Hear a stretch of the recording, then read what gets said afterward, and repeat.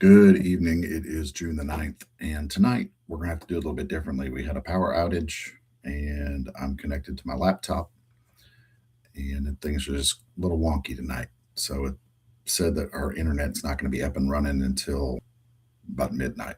So rather than doing this 5 o'clock in the morning, I figured we'd try to get it done now. So tonight we're going to be reading from 1 Kings 5 1 through 6:38, Acts 7 1 through 29, Psalms 127 1 through 5, and Proverbs 16:28 through 39. That's a lot for Proverbs in one night.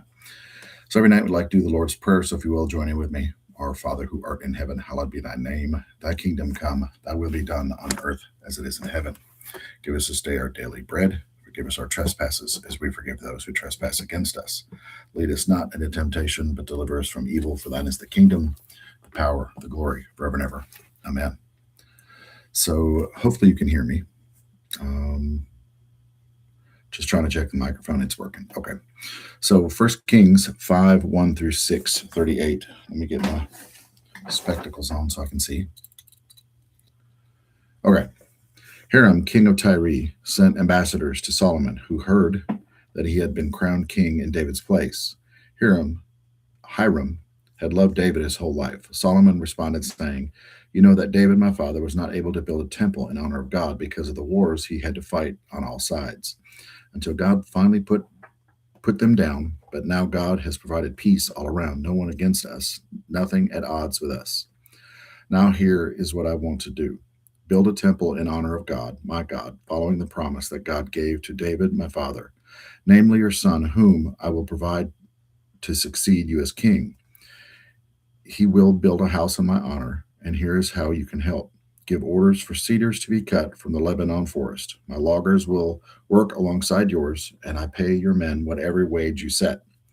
We both know that there is no one like you, Sidonius, for cutting timber." When Hiram got Solomon's message, he was delighted, exclaiming, "Blessed be God for giving David such a wise son to rule the flourishing people." Then he sent his message to Solomon, "I received your request for the cedars and cypresses. It's as good as done. Your wish is my command. My lumberjacks will haul the timbers from the Lebanon forest to the sea, assemble them in a log raft, float them to the place you set, and have them disassembled for you to haul away. All I want from you is that you feed my crew." In this way, Hiram supplied all the cedar and cypresses timber that Solomon wanted. In his turn, Solomon gave Hiram 125 bushels of wheat and 115,000 gallons of virgin olive oil. He did this every year, and God, for this part, gave Solomon wisdom, just as he had promised. The healthy peace between Hiram and Solomon was formalized by a treaty. King Solomon raised a workforce of 30,000 men for all over Israel. He sent them in shifts of 10,000 each month to the Lebanon forest. They would work a month in Lebanon and then be at home for 2 months. Adoniram was in charge of the work crews. Solomon also had 70,000 unskilled workers and 80,000 stonecutters up in the hills, plus 3,300 foremen managing the project and supervising the work crews. Following the king's orders, they quarried huge blocks of the best stone, dressed stone for the foundation of the temple, and Solomon and Hiram's construction workers, assisted by the men of Gebal, cut and prepared the timber and stone for building the temple. 480 years after the Israelites came out of Egypt, in the fourth year of Solomon's rule over Israel, in the month of Ziv, the second month, Solomon started building the temple of God. The temple that King Solomon built to God was 90 feet long, 30 feet wide, and 45 feet high. There was a porch across the 30-foot width of the temple that extended out 15 feet. Within the temple, he made narrow, deep, sealed windows against the outside walls he built. Supporting structure in which there were smaller rooms. The lower floor was 7.5 feet wide, and the middle floor 9 feet, and the third floor 10 and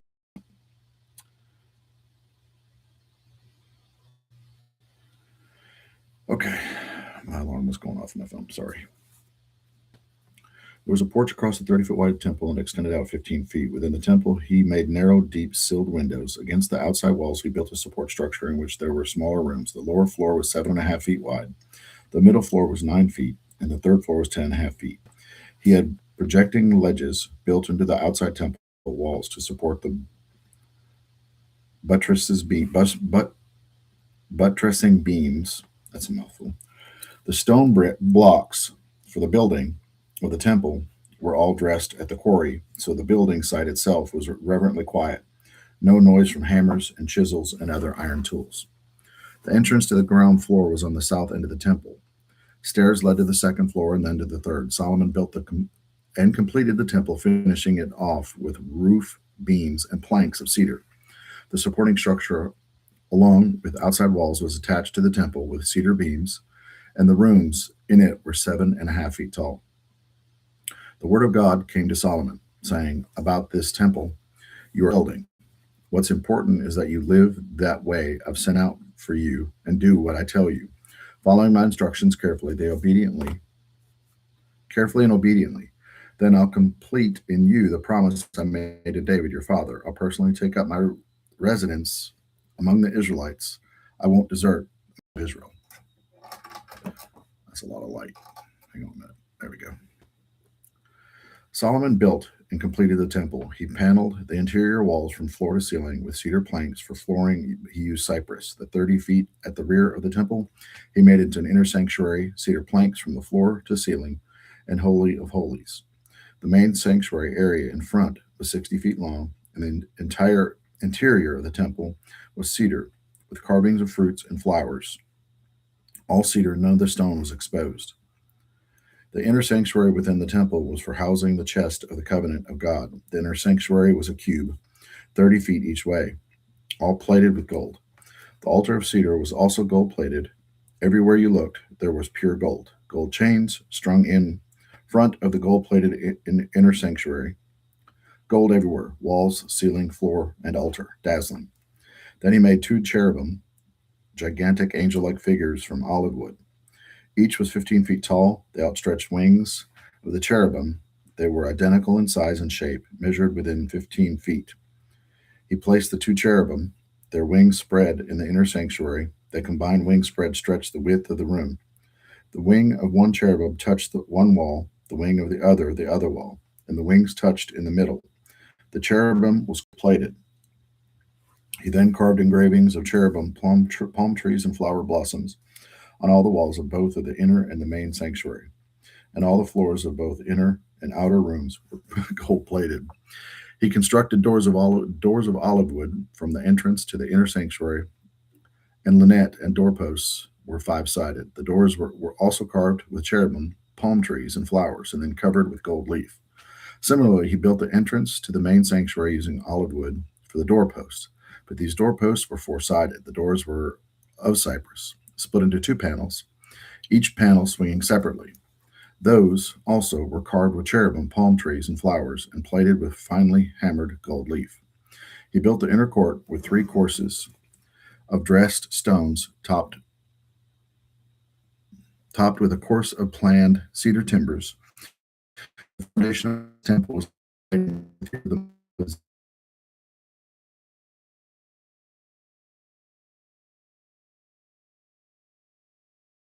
7 years to build. Kings 5:1. Oh, hang on. Don't want to mess up my live feed there. 1 Kings 5:1 through 6:38. Solomon builds the temple. Solomon prepares to build God's temple, partnering with King of Hiram and of Tyre for materials like cedar wood, skilled laborers, and massive organization are involved. The temple construction begins with precise instructions from God, dimensions, layouts, and sacred design. Every detail matters because the temple represents God's dwelling among his people. It takes 7 years to complete, showing patience, obedience, and excellence in honoring God. The core theme says God's presence deserves intentional, excellent preparation and obedience. So something that just hit me I want you to think about is Solomon took 7 years to build this temple. How long are you taking to build your temple? What are you doing to get it built? Because it doesn't happen overnight. So what are you doing to actually build your temple? That's note to self kind of thing. Acts 7 129. Then the chief priest said, "What do you have to say for yourself?" Stephen replied, "Friends, fathers, and brothers, the glory of God appeared to our father Abraham when he was still in Mesopotamia, before the move to Haran, and told him, 'Leave your country and your family and go to the land I'll show you.' So he left the country of the Shalids and moved to Haran. After the death of his father, he immigrated to this country where you now live. But God gave him nothing, not so much as a foothold. He did promise to give the country to him and his son later on, even though Abraham had no son at the time. God had let him know that his offspring would move to an alien country where they would be enslaved and brutalized for 400 years. But God said, "I will step in and take care of the slaveholders and bring my people out so they can worship me in this place." Then he made a covenant with him and signed it in Abraham's flesh by circumcision. When Abraham had his son Isaac, within 8 days he reproduced the sign of circumcision in him.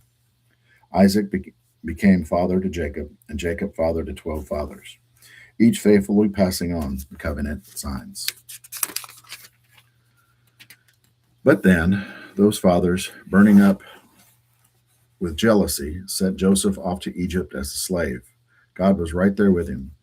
Though he was not only rescuing him from all his troubles, he brought him to the attention of Pharaoh, king of Egypt. He was so impressed with Joseph that he put him in charge of the whole country, including his own personal affairs.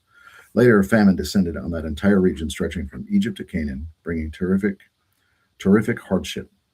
Our hungry fathers looked high and low for food, but the cupboard was bare. Jacob heard there was food in Egypt and sent our fathers to scout out. Having confirmed the report, they went back to Egypt a second time to get food.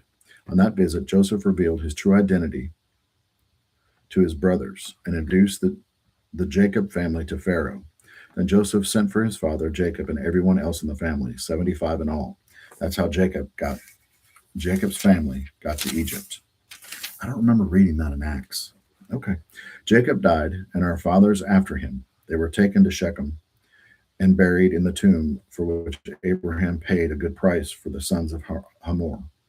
When the 400 years were nearly up, the time God promised Abraham for deliverance, the population of the people of Egypt had become very large, and there was now a king over Egypt who had never heard of Joseph. He exploited our race mercilessly.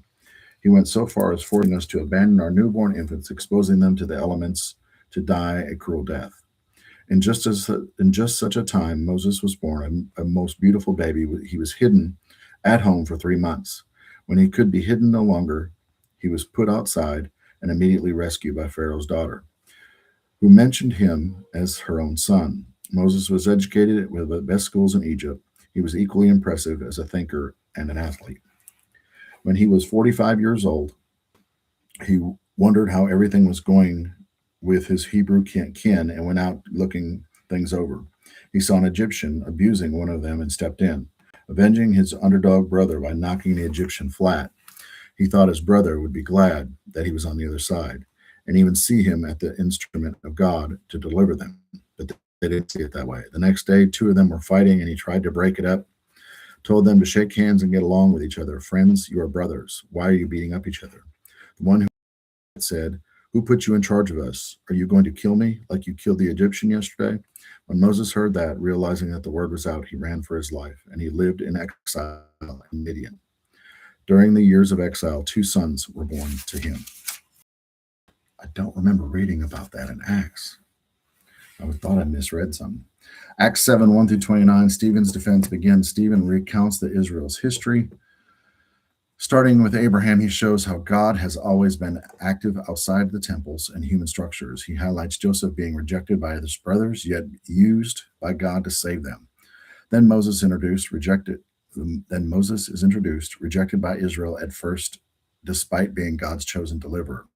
Stephen is building his case that Israel repeatedly resists God's messengers. The core theme: God people are often resist the very deliverance he sends. Psalms 127, 1 through 5. If God doesn't build the house of builders, he only builds shacks.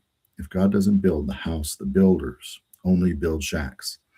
If God doesn't guard the city, the night watchman might as well nap. It's useless to rise early and go to bed late and work your worried fingers to the bone. Okay, that's what I did today. It's useless to rise early and go to bed late and work your fingers to the bone. Do you know? Do you know he enjoys giving rest to those he loves? Do you see the children are God's best gift? Don't you see the children's are God's best gift? The fruit of the womb, his generous legacy, like a warrior's fistful of arrows, are the children of vigorous youth. Oh, how blessed you are as a parent, with your quivers full of children. Your enemies don't stand a chance against you. You'll sweep them right off the doorstep. Psalms 127, 1 through 5. The breakdown says this psalm teaches that human effort is empty without God's blessings. Building and guarding, or working in anxiety leads to futility unless God is involved. It also emphasizes children as a gift and blessing from the Lord, describing them as a strength and legacy for the family. The core theme says success, security, and legacy come from God, not stress-driven striving. Proverbs 16, 28 through 39. I did say 39. I meant to say 28 and 30. I knew that was a lot for Proverbs. We only read a verse or two every night. Troublemakers start fights. Gossip breaks up friendships. Calloused climbers betray their very own friends. They'd stab their own grandmothers in the back. A shifty eye betrays an evil intention. A clenched jaw signals trouble ahead. Breakdown of Proverbs 16, 28 through 30. This section warns about destructive speech, especially gossip and division, which break relationships. It praises self-control, patience, and choosing peace over conflict. It also highlights the true strength. It's not just physical, but moral, governing. Your spirit is greater than conquering a city. It's contrast wise restraint with reckless anger and manipulation. Core theme says wisdom shows up most clearly in self-control and guarded speech. So, like I said, tonight we're dealing with a little power outage here. We had some pretty bad weather, so it's done. It's over with. Still don't have internet, so I had to use my phone, connect my computer to it. So, guys, if no one told you today, I love you and I appreciate you. Thank you for joining in. I love you. I love you. I love you. And if you can see that, let's see. Let me point that way. Hang on. This is weird. I'm doing it like in reverse. I'm trying to point it behind me. The computer's in reverse. It says, I am worthy right there. Man, that's weird. It's like mirroring. I am worthy. Just know that you're worthy. We'll see you tomorrow night. It'll be June the 10th. Look forward to talking to y'all tomorrow. Have a good night. I love you. I love you. I love you.